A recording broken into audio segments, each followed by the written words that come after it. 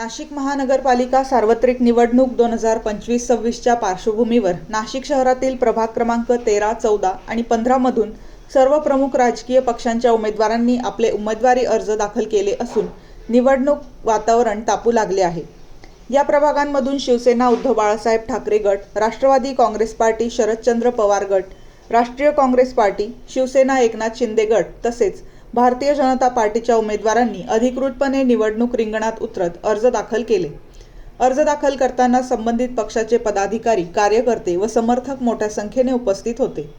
निवडणूक निर्णय अधिकारी व प्रशासकीय अधिकाऱ्यांच्या उपस्थितीत उमेदवारी अर्ज दाखल करण्याची प्रक्रिया निवडणूक आयोगाच्या मार्गदर्शक सूचनांनुसार शांततेत आणि पारदर्शक पद्धतीने पार पडली।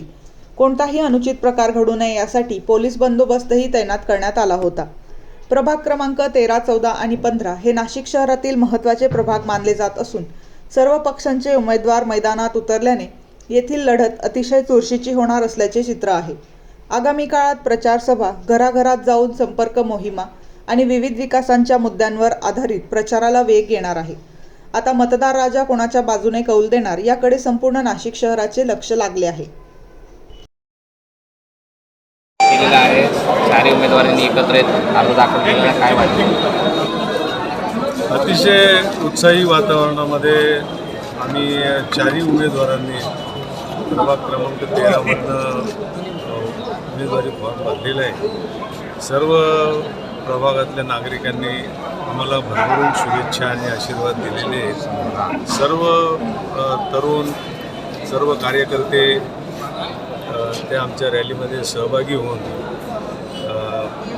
15 तारखेपर्यंत अतिशय उत्साही वातावरणामध्ये आमच्या परिसरामध्ये निवडणुकीची प्रक्रिया ही धामधुमीत चालू राहील आणि या सर्व याच्यामध्ये आम्ही चारही उमेदवार निश्चित विजयी होऊ अशी आम्हाला पूर्णपणे खात्री आहे। खूप घडामोडी घडल्या, तिकीट वाटपावरून कार्यकर्त्यांमध्ये संभ्रम होता आणि मतदारांमध्ये पण होता। आता काय आव्हान करणार? नाही, शेवटी निवडणूक प्रक्रिया आहे आणि भारतीय जनता पक्षामध्ये अनेक लोकांनी उमेदवारी मागितलेली होती आणि त्यामुळे हा सगळा पक्षामध्ये किंवा उमेदवारीच्या ह्याच्यामध्ये हा गदारोळ हा होतोच आणि त्यामुळं हे सर्व वाढलं किंवा काही लोकांना ज्यांना उमेदवारी मिळाली नाही त्यांना थांबावं लागलं, परंतु पक्षाने सर्वांना ग्वाही दिली आहे। त्या कार्यकर्त्यांना सगळ्यांना सांभाळलं जाईल, त्यांना कुठे ना कुठे सामावून घेतलं जाईल आणि त्यामुळं आता आमच्या पक्षामध्ये सर्व जे उमेदवार होते त्यांना पदाधिकाऱ्यांनी सगळ्यांनी समजवल्यामुळं सगळ्यांचं समाधान झाले आणि कुठे ना कुठे आमच्या कार्यकर्त्यांना नक्की त्यांना न्याय मिळेल याची आम्ही ग्वाही देतो। पक्षानेसुद्धा तसं सर्व कार्यकर्त्यांना समजवलं आहे आणि त्यांचं समाधान तसं झालं आहे।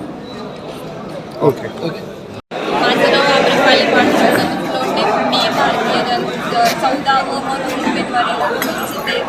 मी भारतीय जनता भारतीय जनता पार्टीकडून भरलेलं आहे, तरी सर्वांनी सहकार्य करावे आणि मला पाठिंबा द्यावा ही विनंती। आज भारतीय जनता पार्टीने जी उमेदवारी अर्ज भरण्याची ती माझ्यावर विश्वास दाखवला।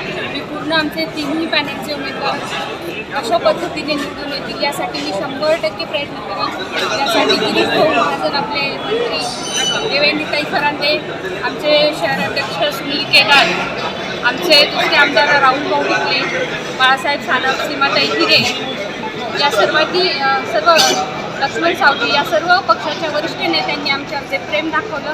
त्या प्रेमाला मी नक्कीच पात्र ठरेल आणि पक्षासाठी जी जबाबदारी माझ्या पक्षाची ती पार पाडेल। जय श्रीराम। जय श्रीराम। 15 मधून मी फॉर्म भरलेला आहे। त्यावेळेस पक्षाने माझ्यावर विश्वास दाखवून 15 मध्ये मला उमेदवारी दिली आहे। पहिले सर्व भाजप पदाधिकाऱ्यांचे आणि गिरीश भाऊ आणि फरांदेताई सर्वांचे मी आभार मानतो, कारण की माझ्यासारख्या एक छोट्याशा कार्यकर्त्याला ही मोठी संधी दिली, पण मी संधीचं सोनं करेन। 15 मध्ये 100% BJPचा विजय उमेदवार म्हणूनच मी 16 तारखेला तुमच्या सामने येईल.